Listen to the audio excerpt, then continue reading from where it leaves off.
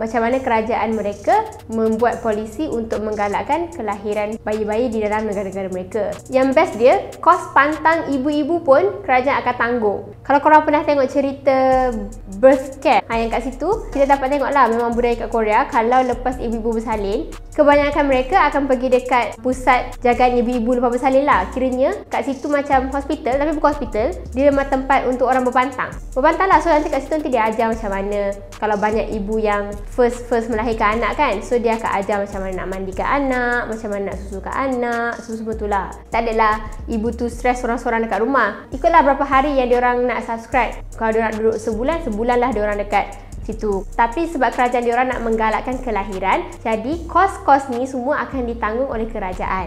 Selain daripada itu juga, ibu bapa yang melahirkan anak kembar atau lebih ni, diorang akan dapat voucher tau. Voucher ni bernilai 1 million won, bersamaan 3,000 lebih lah dekat Malaysia. Dia akan dapat 3,000 lebih ni dekat parents ikut berapa ramai anak dilahirkan. Kalau dilahirkan kembar, dia akan dapat 6,000 lah. Kalau dilahirkan kembar 3, dia akan dapat 9,000. Ini memang usaha diorang untuk meningkatkan kadar kelahiran negara diorang lah.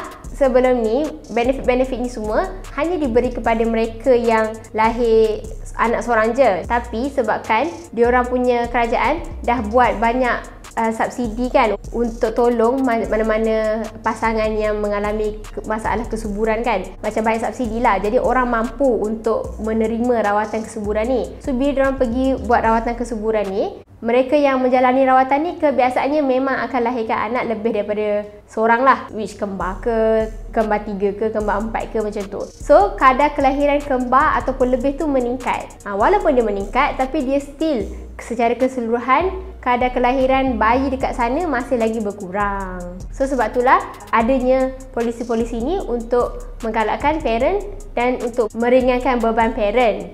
Jadi kenapa pentingnya kan kadar kelahiran anak-anak ni? Kenapa kita perlukan bayi? Kenapa kan?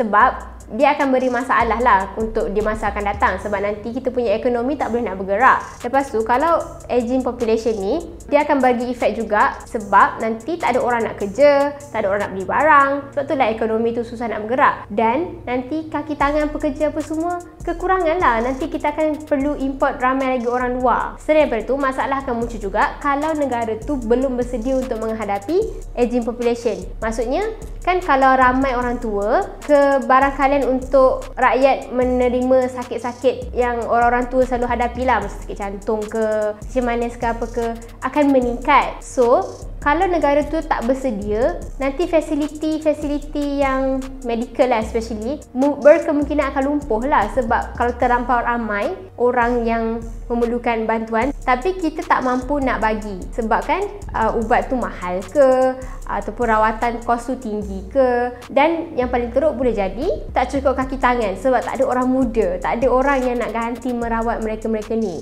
So itu antara masalah-masalah yang akan berlaku lah, termasuklah masalah ekonomi apa semua. Sebab itulah kebanyakan negara yang mengalami aging population ni sedang membuat polisi untuk menggalakkan rakyat mereka untuk melahirkan anak. Sama juga dekat Malaysia pun ada.